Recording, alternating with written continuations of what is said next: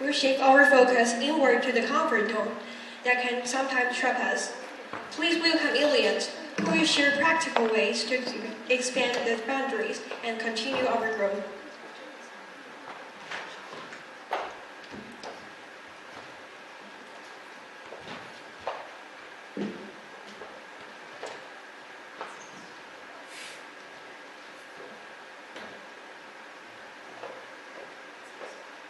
Hi everyone!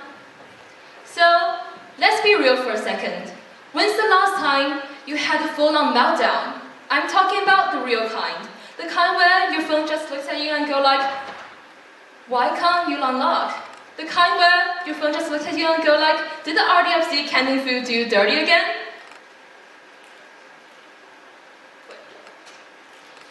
Well, a while ago, I was there. Like, full-on sobbing into my pillowcase, cried. It was miserable, and the reason for this meltdown seems, well, childish. Cause since the start of the holidays, me and my friends have been starting to hang out, and having fun became a habit. I barely touched my seat at my desk. It was our own little world, a comfortable place, a beautiful bubble, and leaving it felt so hard. Until the bubble popped. Because school is about to start.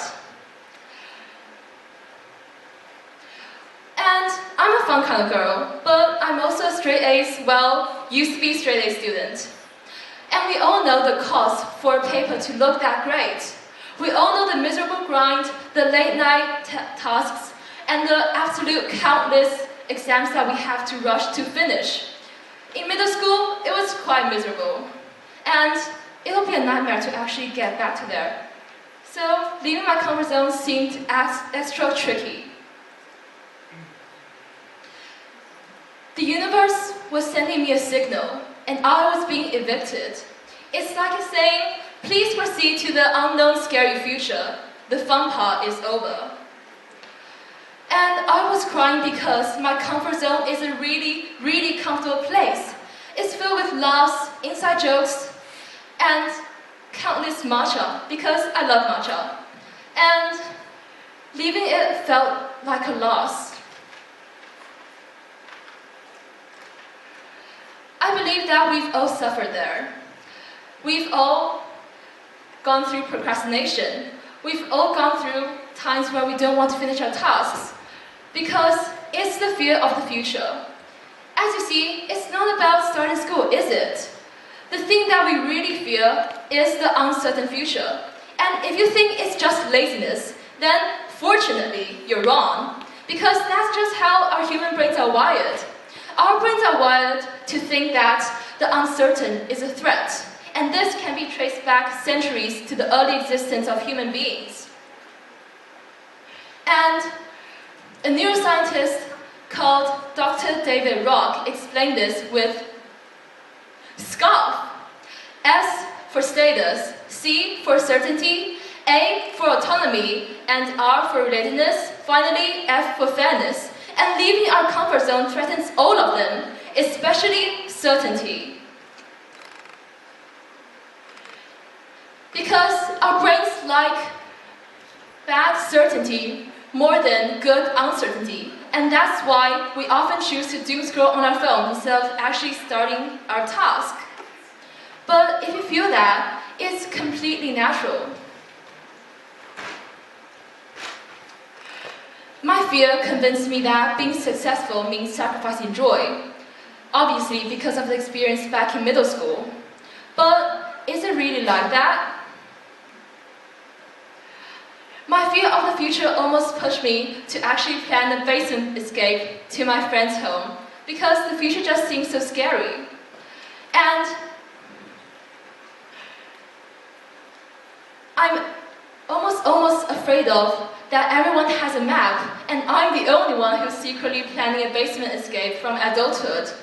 I fear that if I push myself, I'll lose myself. I fear that everyone else have a map for the future. And this fear created two demons on my shoulders, each offering a different path. Demon A saying, stay in the comfort zone, have fun, work not. And just be yourself, chill. And Demon B says, leave, work miserably hard, and maybe succeed. But the chances of failure are still huge. But what if that's the biggest lie that fear has ever told us?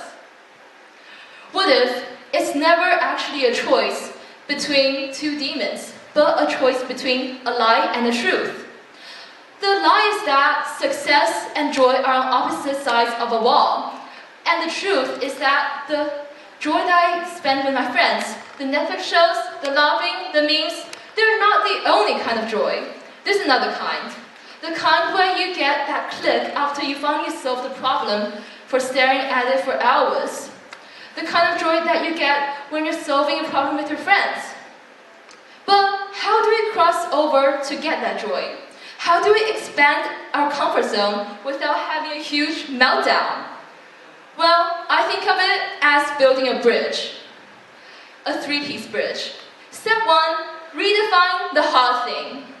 When you think about working hard, you feel miserable, just like me.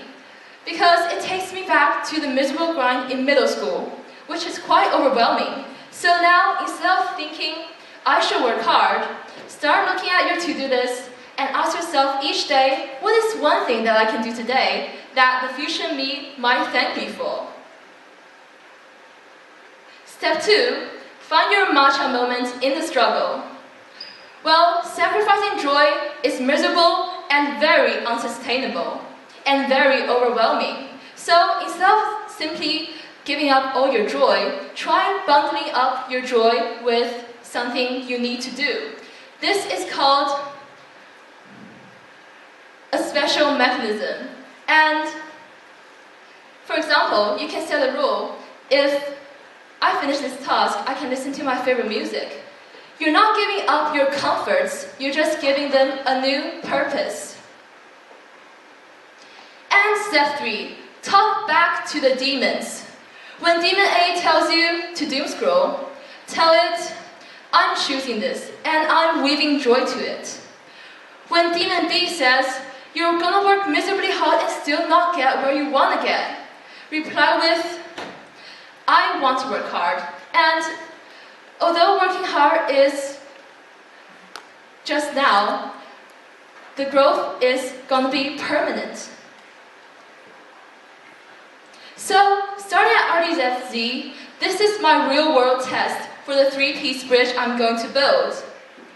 Well, honestly, I'm gonna give my best, but I'm still figuring out, like all of us.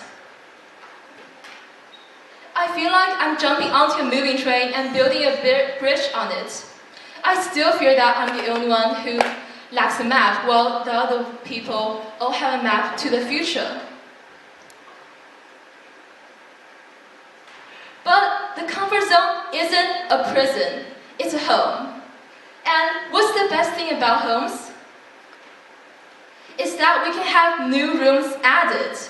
We can build our rooms one by one with the things we actually like, while having our joy and our growth at the same time.